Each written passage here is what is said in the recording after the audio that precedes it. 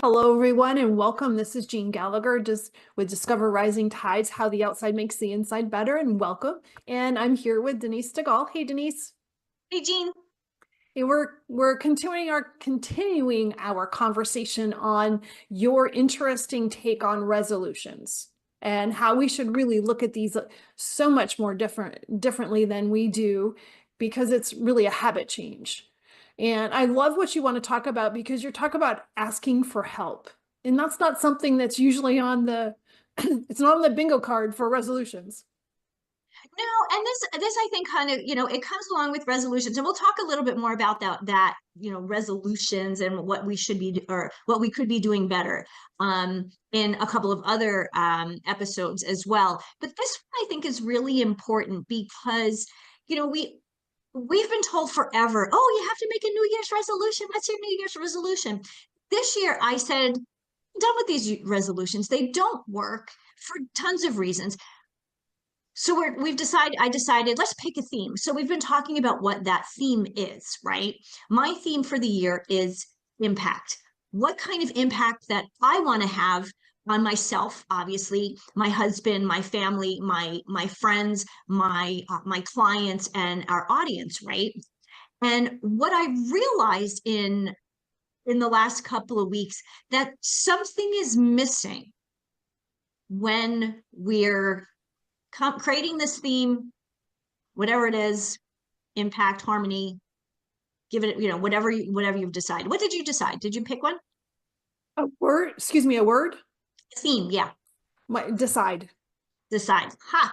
So, okay, so this is interesting. So what I find is we've created these ideas now, this theme for the year, and it's ours. We've taken ownership of it, right? Mm-hmm. But can we achieve it the way we want to on our own? It's a good question. We think we should, because the ego takes over. Absolutely. We think we should. Ha, there's that word. Trying to remove that word out of my vocabulary, because when we talk about, we should do this or I should do that, we kind of are pushing, it's kind of like getting pushed into doing something rather than like getting pulled to do something because it's something you want to do. Right. So when we do all these things by ourselves, one, it gets lonely. Two, you kind of lose momentum. And,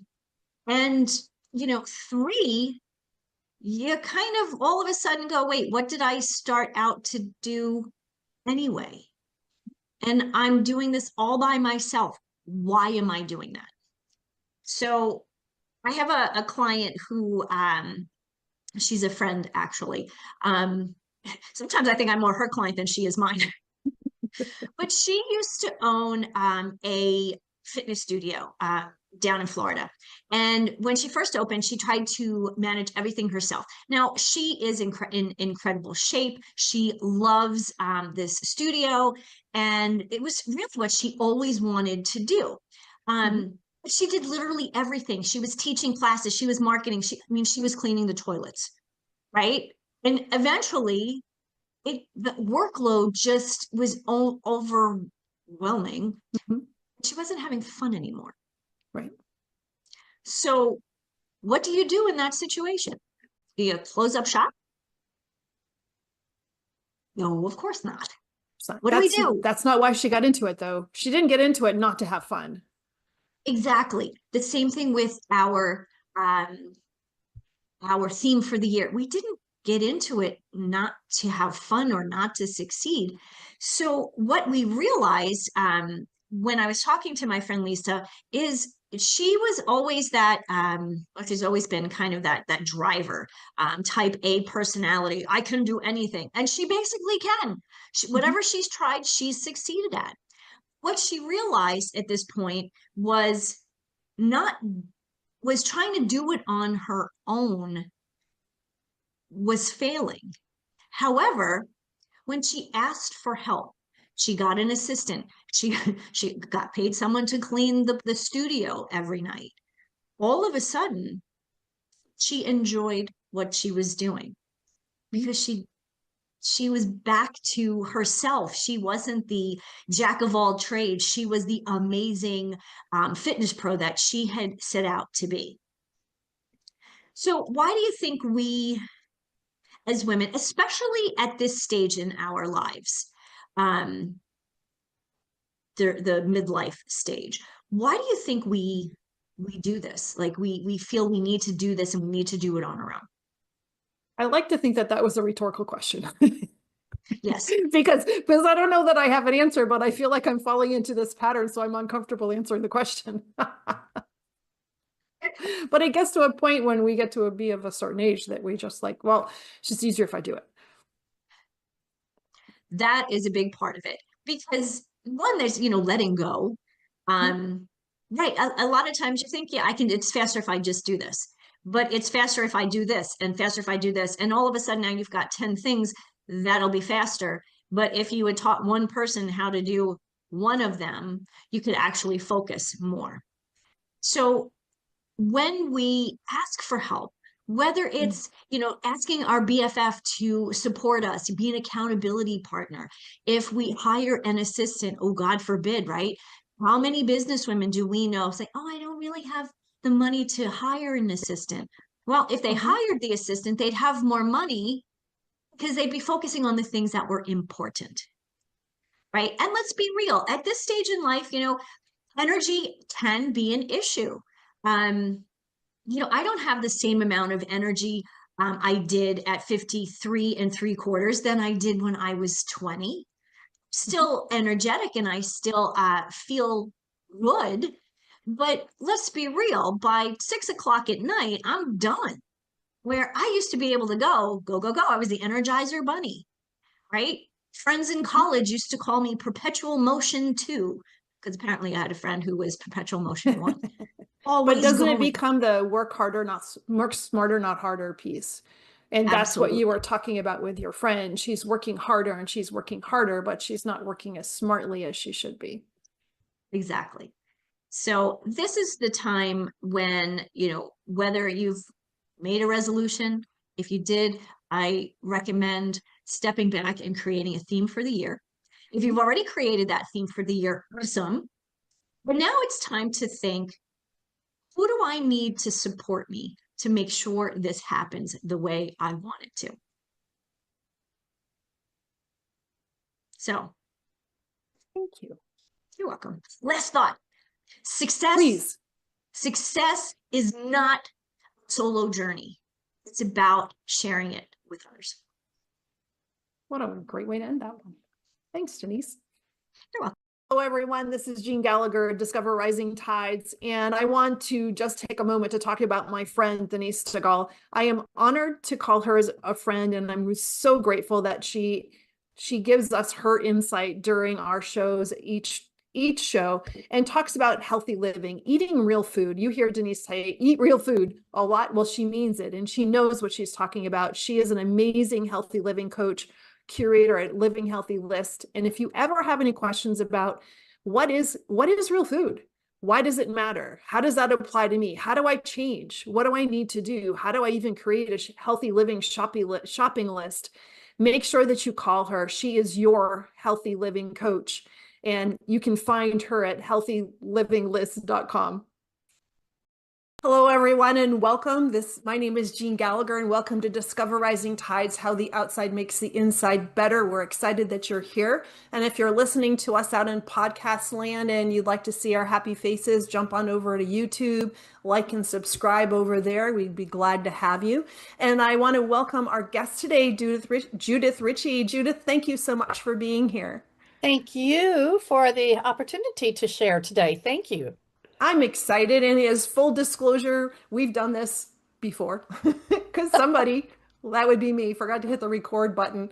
And I know that everybody else that's experienced this level of communication has had that same faux pas. And so here we are, and we're going to reshare our conversation or whatever new conversation comes up with us today. So I'm excited for that. And before we dive in, Judith, give us a little bit about your background, and then we're going to get going.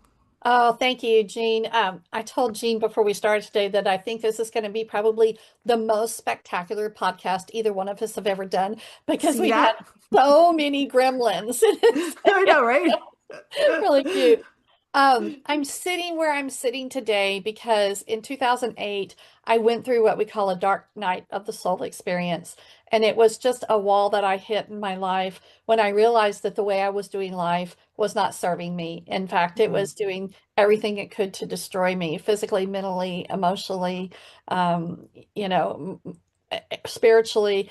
And so I could have either kept going the way I was and probably ended up in a facility to work things out, or I mhm, could do what I did, which was step back from life for a little while and take a few months to do some self-directed healing. And so I chose option B. Um, it was really interesting because I said that to someone the other day and they said, well, how fascinating that you had the privilege of doing that. And I had mm, never considered that as a privilege because I was a very successful financial advisor at the time.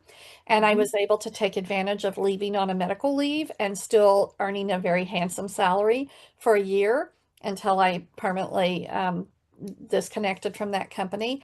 Um, and so that kind of put an interesting take on it that I hadn't thought about it. So that there is a mm, privilege sometime associated with healing. And the work that I do now is a direct result of what I went through during that time and what I could not find for myself. mm. And so I have developed a program for other women and men, but primarily women who find themselves in that place and need some help.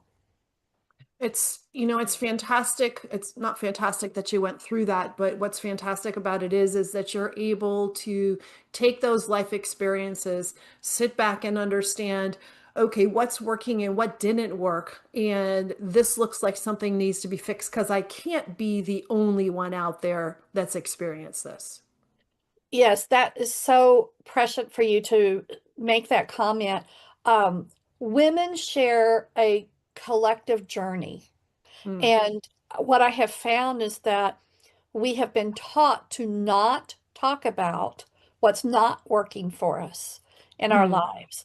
And we used to just sweep everything under the rug, put on a happy face, pull up our big girl pants, pull ourselves up by the bootstraps, whatever terminology you want to use, and plow forward because women are kind of the glue that hold things together, right? And if it isn't working for your wife or your mom or your grandmother or your sister, oh, we don't talk about that. We mhm, just keep going. And one of the things that I love that's happening right now in our society is that women are finally starting to talk about menopause. And mhm, it's just fantastic because for so long we've whispered behind the closed doors about the change, mhm, and now women are demanding accountability from the medical mhm. community. They're sharing with each other. They're talking about this very natural phenomenon.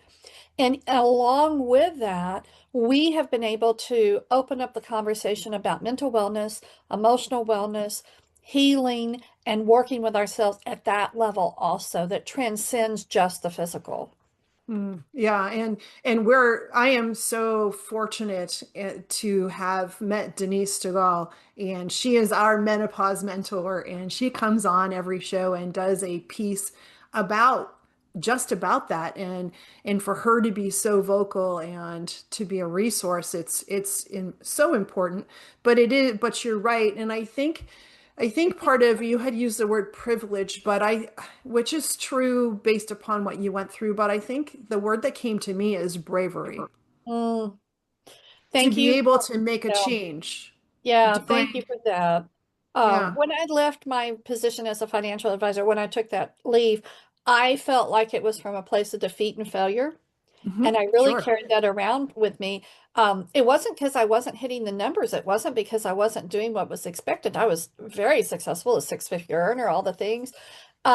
But God, I had insomnia and migraines, and my body hurt all the time, and my marriage was in the tank, and I was just a mess. And so I really felt like a failure. And, kind of like with the Scarlet Letter, I felt like I was walking around with this F on my chest that everybody could see what a failure I was. And it was when I was on a plane trip coming home from a conference, And I was talking to the woman next to me in the seat who happened to be a life coach, and I didn't know what life coaches were at that time, and kind of told her what it was going on in my life. And she looked at me and said, "What gave you the strength and the courage to do that for yourself?" Mm. And you could have pushed me over with a feather when she said Mhm. that, because I had never looked at what I did advocating for myself as strength and courage. And now you put bravery with it.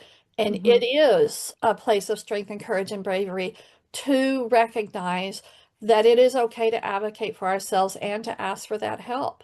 Yeah. Mhm. And it becomes very difficult, especially as a female, because we all hold many different roles inside of the family.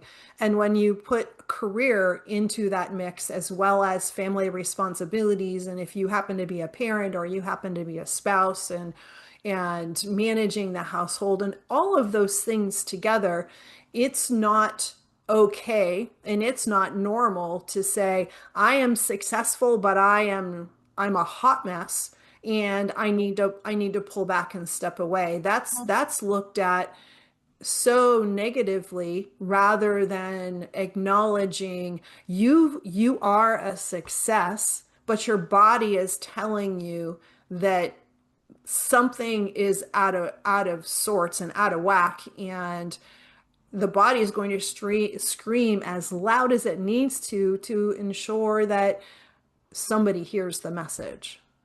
That is so true. And for 3 years, I was screaming loudly, and Mm. no one in my purview got it. Hmm. And I kept telling my husband how unhappy I was. I just was like, this isn't working for me. And it was just like, well, when you reach this level, it'll all be okay. When you get here, it'll all be okay. And I was like, no, this isn't working for me. And finally, I was just like, I think I'm done with my marriage, and I'm definitely done with this career. The good news is the career went away and I kept the marriage. And this year we celebrate 24 years of marriage. Oh, And congratulations. thank you. We have intentionally worked on creating this beautiful life for ourselves. Now, just give you a little snippet of that today to tell you that things are possible. Um, I took my car to get detailed, and my husband took everything out of my car for me and put it in our garage. And I didn't know this. I thought everything was still in the garage. And I left to go to a meeting this morning, and I went through some rain, and I called him and I was like, "Oh, yeah, I went through some rain and I didn't have my umbrella. But fortunately, when I got there, it wasn't raining." He goes, "Oh, no, you do have your umbrella in your car." And I went, "What?" And he goes, "Oh, I put everything back in your car for you." Oh. And I didn't even know that. And I thanked him and I hung up. And then I got really all the warm fuzzies. And I called him back and I said, "I'm literally sitting here driving with tears in my eyes because of what you did for me, and what a loving thing that was, and how loved I felt, and how my heart is just so full of love for you doing that little small thing for me." And I just wanted to let Mhm. you know that we weren't there, you know, 15 years ago at all. Mm. We That's weren't there. amazing. And And it's also amazing that you took the space to acknowledge the act. it's just a small thing, right? Mhm. And Mhm. that helped him and it helped me. And, in the middle of all of this, there's a couple of phrases that I want to talk about that get used all the time when you're talking about personal development and healing, and that's broken and fixed. And, the first thing I say to people is, you're not broken and you don't need to be fixed. Mhm. We carry wounds at a level that transcend the conscious and the subconscious. I call those soul wounds. And those can come from things that we've experienced in this lifetime. They can be familial things, they can be generational. And if you ascribe to this, they can even be things that you bring into this lifetime with you that have not had a chance to heal prior to this lifetime. That's the level that I work on. And I didn't even know all of that back in 2008. And so Mm. as I have studied and gotten all my certifications and become a practitioner, this has been something that I've realized. And we create patterns in our lives based on our experience, based on our generational and familiar patterns that cause our brain to react a certain way, right? So let's talk about the neuroscience of this, because that's very prevalent to self and personal development. It's something that isn't talked about very much. We're wired for safety. That's just a fact about humans. We have that fight, flight, or freeze reflex built into us. It's called the autonomic reflex. And we can actually flip into that state in nanoseconds anytime we feel like Mhm. we're under threat and not safe. In our world today, we constantly feel under threat. Every Mhm. social media post, the news, emails, listening to podcasts, reading things, you know, the sky is falling, the sky is falling. And so we have this constant state of fight, flight, or freeze, which causes our cortisol to raise, which causes our brain to stay in a constant state of alarm. And we have very few tools that help us come out of that. It usually takes about 12 to 24 hours for us to go from the autonomic response to the rest and digest response. Okay. And so we can use different tools and resources to accelerate that so that we don't stay in that heightened alarm state.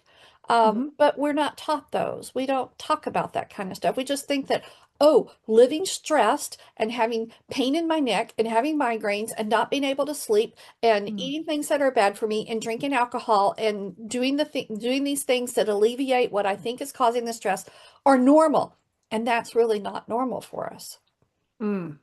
And getting to a point where we can, what's really difficult is finding the right person to talk to that can recognize these things. But I have a question. I want to go back just a smidge because a word has come up a couple of times, and I think it's interesting, and it's all connected. But I want to ask you a question if you don't mind, and then we'll get back to this other piece because I Oh, think it sure. interconnects.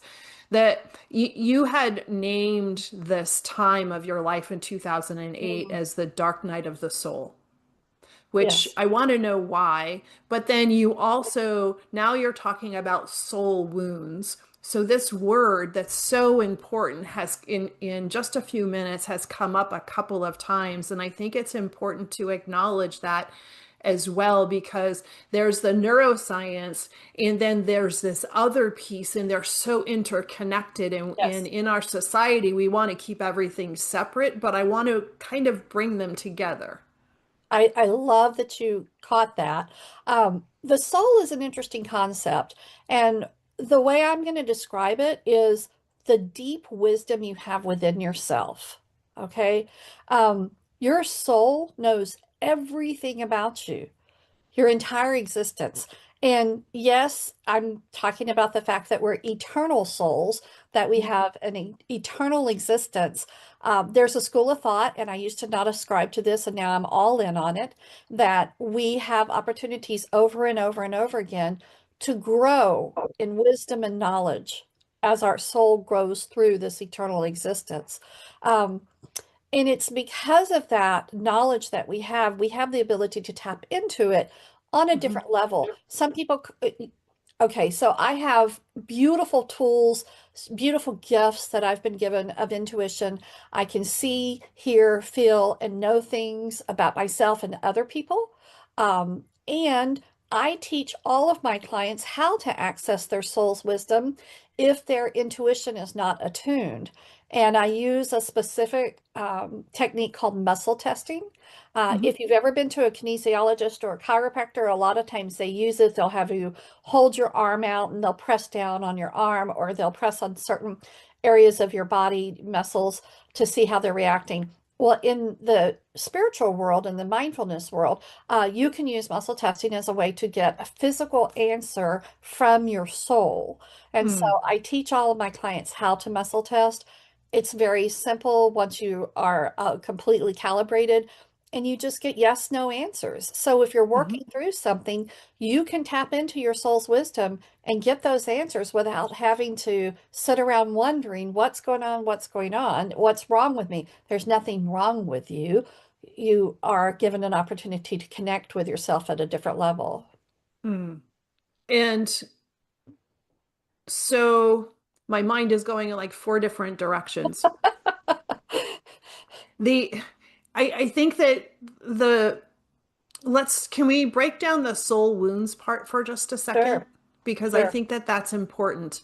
And things, as we're talking about the deep wisdom, and that in your soul knows what's going on, that's so intangible, but things that are happening to us leads a kind of like a GPS in reverse. It leads a roadmap of where we've been, the positive and the negative. And you're talking about these soul wounds, and don't they need to be recognized in order to shift changes going forward? 100% they need to be recognized. Um, when I, so I'm going to answer your question about Dark Night of the Soul first, okay? Okay. That is not my term that I coined. That is a term that is used. There's a fabulous book for those of you who like to read called Women Who Run with the Wolves. Mm, And it's a tome. I mean, it's several hundred pages long. But what it is it's different hmm, parables and fairy tales from mhm, different cultures that describe the woman's journey. And in the book, it gives a breakdown of what the story is about, what the parable is about, and talks about it. And I don't know if it was Eckhart Tolle or someone else who coined this phrase, Dark Night of the Soul, but it's where we just go inward and mhm, everything in our life has just gone to hell in a handbasket.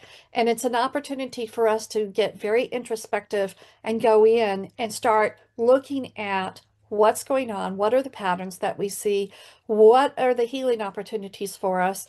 And I did that all by myself in 2008 and 2009 because I could not find any direction. So I sat on my couch for about 6 months through this dark night experience, me and God, and crying and reading, and just figured it out. And then then different resources were started to be revealed to me. So that's the dark night of the soul. Now, this is where it gets a little woo. So, just hang with me, okay? Um, if you can wrap your head around the fact that our soul is an eternal being, we have an eternal existence in our soul, and we bring forward experiences into this lifetime, and the lifetimes that we have give our soul opportunity to learn things, to grow things, right? When we have not healed wounds that we've had in the past, and we bring them forward into this lifetime, they're going to affect our human existence. And so those are what I call the soul wounds. And those are the things that, you see patterns of behavior, you see yourself reacting certain ways, you can kind of start figuring out your triggers. Um, and you're like, well, intellectually, I don't choose this, but for some reason I keep showing up a certain mhm, way. Well, maybe it's because when you were 3, your little brother locked you in a closet, and that created a soul wound at that point of abandonment or of abuse of a certain type. Or maybe your parents didn't come rescue you, so you learned how to distrust authority. All these things are soul wounds. And I'm purposely not using the word trauma because I think trauma gets tossed around a whole mhm, lot as a catch-all phrase. And I think there's different levels. I don't think, I know there's different mhm, levels of how we experience trauma and how it dissects in our life. Like it can cause the inner critic to really be loud. It can cause limiting beliefs. It can cause sabotage patterns. Phobias even are part of a trauma cycle. So with the muscle testing, we have an opportunity to explore where those soul wounds lie, and then mm, use my methodology to clear, and here's the important words, the energetic residue of those wounds. Not mm, erase them, not ignore them, not say they never happened, but we clear the energetic residue that we're still living with. Now, let me connect some dots for you, okay? mhm, I'm going to bring the neuroscience back into it. So on the spiritual side, we talk about the energetic residue. In mhm, neuroscience, we talk about the default mode network. The default mode network is those knee-jerk responses that we just default to in different situations. they're tied to each other. They're part of the same pattern. And so it's necessary to recognize the patterns and clear the energetic residue for us to completely take care of those. And this process is lengthy. No, and yes. Yeah. Right, right. You know, Hmm. I'm a lifelong healer of myself. Hmm. Right now, I'm dealing with something that is fascinating, which is about not having to hustle all the time. Mm. I was meditating in December on what was coming for 2026, and one of the things I'm developing is an art developing art. Um, Maybe I'm going to sell art, maybe I'm not, maybe I'm just going to keep giving my art away. I don't know. But one of the things that I heard in this meditation in December was you don't have to hustle and you can take time and enjoy your art in 2026. Okay, so um, I'm unwinding from hustle culture. Mm. My nervous system is recalibrating. Hmm. I'm almost 67. You would think, you would think somebody at 67 might have it all figured out. Nope, this is new. No. I'm recalibrating at 66, of what life looks like for me. So yeah, it can be the work is immediately effective Hmm. and I hate this phraseology, but so many people relate to it. The layers of the onion that you peel back, that's what we're doing. Yeah. Yeah, I think I could use the word despise and that description at this in the same sentence, but it is true that it creates this picture that people relate or it resonates and but yes, I totally understand. Um, so the as I love the part where you're talking about we're not broken and we're not fixed.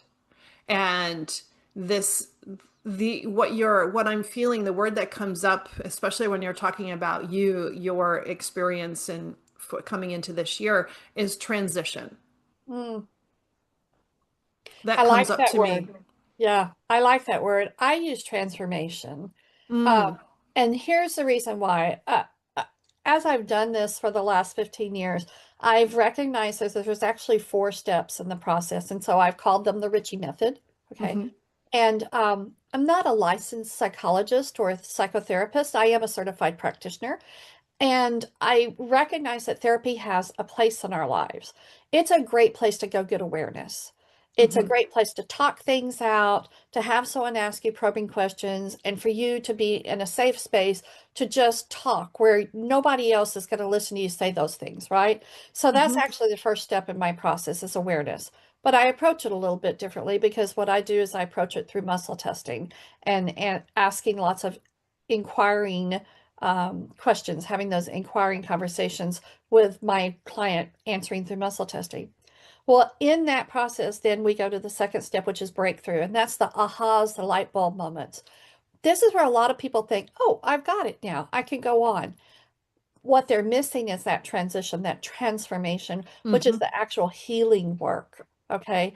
And this is where I like to help them understand and connect the dots with the neuroscience and then bring in the spiritual and energetic resources and tools so that they can develop those on their own, learn them from me, and then have those as part of their toolbox to be able to do this for themselves going forward, which is the last step, which is embodiment and integration. So my view is let's figure out what's underneath everything. Let's work on getting the energy behind that cleared, healed, released, and then let me teach you these tools and resources so that you can use those on your own going forward. Mm. So does somebody need to have such a life-changing moment as you did in 2008 to find relief or comfort or assistance through this transformation? Or what do you find are triggers that somebody says, oh, I really need to talk to somebody and Judith is the right person? That's a great question, and thank you for breaking it down that way. The answer is no, you don't have to have such a huge life event like I did. I had a woman come to me recently who's very spiritual and has her own gifts, and yet she realizes there's a few things she couldn't get to on her own. Mhm. And so one of her desires was to figure out what was causing her so much anxiety when she had to stand up in front of a group of students and speak. And so we're working on that. And, Mhm. that's not I'm going to sit on the couch for 6 months about it kind of thing. That was just like, I want to be able to do my job more efficiently and effectively. And so it's anytime you realize there's something just not working in this situation, Mm. and I can't put my finger on what it is. Or a disconnect. Yes, that too. Hmm.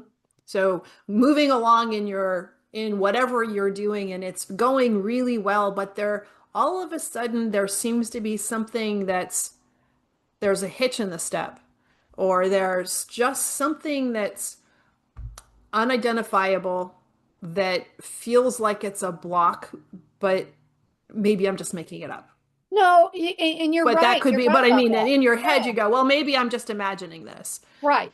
I'll give you a couple examples. I had one client who came to me and he kept having the same reoccurring nightmare. He'd had it Mm. for decades. And we got in and we did the work and we figured out what was underneath the nightmare. We cleared it. He doesn't have the nightmare anymore. Wow. You know? And then I had another woman, and this gets into the woo a little bit too. Um, in relationships with men, she kept feeling like she was suffocated. Well, what we identified was that in a past life, she had indeed been suffocated and killed by a husband. Oh And my. so that was one of those soul wounds that she had carried into this lifetime that we had an opportunity to heal. She doesn't have that anymore. That's amazing. So one of the things that we had talked about way, way before was finding a source of purpose. Mm, And this is all interwoven in everything that you're talking about, isn't it? yes. And I was talking to somebody else on a podcast a while ago, and she was she helps people become published because she's an author and she had to self-publish, and now she helps people go through that process. But she was talking about the anxiety that she was having, the severe anxiety that she was having, and one of the things that helped her through that process was finding a purpose. And Mhm. when I had that conversation with her, that word just seemed to resonate. And you had brought it up too. And I wonder if we as a society, we're so, like you already talked about it, we're so, everything is just falling on top of us. And it's easy for that source of purpose, or, who am I? What am I? To either get buried or ignored with all the Yeah. noise. Yes. And, factor in, okay, so let's just look at a woman's life, right? Hmm. When a woman is born and she's a little baby girl, right? What do people say about her first off? Oh, she's so pretty. She's so cute. Look at how precious she is. So from the get-go, girls are domesticated, to use a term from Don Miguel Ruiz, who wrote the Four Hmm. Agreements, domesticated to slot into a certain role. Boys Hmm. have it happen to them too, but I'm going to speak to women, right? And so when children are growing up, when they're about two, they learn the word no, and they learn to advocate for their own self. Okay. Hmm. And then we teach them not to because it doesn't suit our purposes. But a Hmm. 2-year-old is really clear about what they do and don't want in life, right? And then we teach them, no, that's not appropriate. And girls are not allowed to be aggressive or Hmm. to speak up for themselves or to be assertive because they're considered bitches as they grow up. Women who are assertive and aggressive and who Hmm. advocate for themselves, that's the slot that they're put in. And then we don't ask children, who are you? We ask them, what do you want to be? So we're Mm. already creating We're human doings, not Mm-hmm. who Human we are. We're beings. not talking to them about who we are. And so it's interesting to step back from that when we look at our life purpose. And, we can dissect that a couple of different ways. Sometimes we have a purpose that doesn't pay the mortgage, and so we have to go have something that does. And sometimes we're fortunate enough to be able to put the two of them together. Mm-hmm. And I know plenty of people who do one thing to pay the mortgage and then have their causes and their different charities and philanthropy and work that they do on that side to fulfill their purpose. Mm-hmm. And And by it, the yes. way, I have a methodology I take people through. It's about an hour-long process to help them find out what their soul's purpose is. Mm. And what a great resource, because there's not a lot in society that speaks to that. Well, there isn't really anything. No, there And, isn't. no, and also the challenge is that we're so career driven. Yes, We identify ourselves by our career, because when you go to meet somebody and the first question is, what do you do? right. And that can that moment, that self-defining moment, that person that's asking the question is then going to create an opinion of you based upon your answer, of how they feel, whether what you're doing, what your career is sufficient for their conversation. Exactly. Exactly. Um, it's really interesting because what I learned about myself in my process was not that I was a people pleaser. What I did was I said yes to what everybody else wanted in my life. Hmm. That was what I took on. Oh, I'm going to say yes to this. You want me to go to this university? Yes. You want me to be in this program? Yes. You want me to, um, and it's part of the reason I married my first husband, because the thing was graduate high school, go to university, get a job teaching. It had to be a teaching job, get married and have babies. Well, I had done one, two, and three. And so I looked at the list. Okay, now it's time to get married and then start having children. So I married Hmm. this guy. And our marriage broke up because he had an affair. But I was equally culpable for the demise of our marriage because I married him because he was the next thing on the list. Hmm. Hmm. And boy, that took so much forgiveness for myself and forgiveness for him, and then I kept the pattern going because when I met my now husband, he was the one who said, "Oh, you should be a financial advisor." And we were dating and we were heading toward marriage, and I thought, "Oh, if I don't do this, he's not going to love me, and we're not going to get married." So yes, I'll go do that. Hmm. And then when I woke up, because there was definitely a moment where I woke up and I started advocating for myself and I stepped into my self-agency, I realized what the pattern was, that I was saying yes to everybody else. And now I say yes to me first.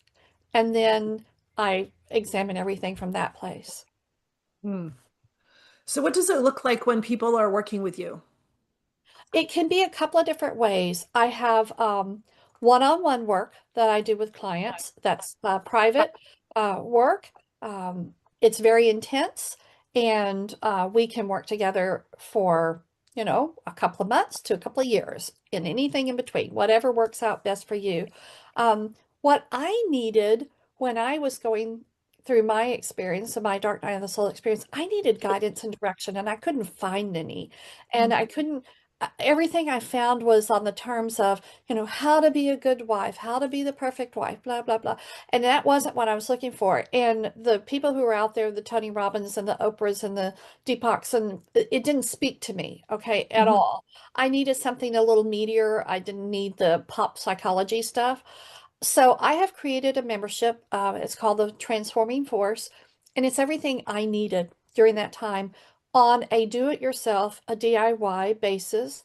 I provide the content and the material, and you're able to work through it in a very safe space in your home, in the park, while you're running, whatever it is, for yourself to do those deep dives at a personal level.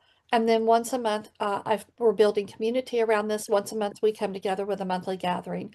That is a great place to start your work with me because Hmm. I'm going to provide for you tools that you can use. And I keep talking about creating that toolbox for yourself. to be able to work through a lot of these things so that when you do come to work with me, if you do on a one-on-one basis, you've already done a whole lot of the work that we would do otherwise. That's fantastic. And so what are some of the triggers or signs that the membership or the one-on-one would be the right option for people? Well, I like to tease and say, if you've been to Tony Robbins conferences, if you're following Gabby Bernstein or Mel Robbins, or you listen to Brene Brown and you've read all the books and you're still not there, then come talk to me. And, you know, there's something happening in the personal development world, especially the social media personal development world.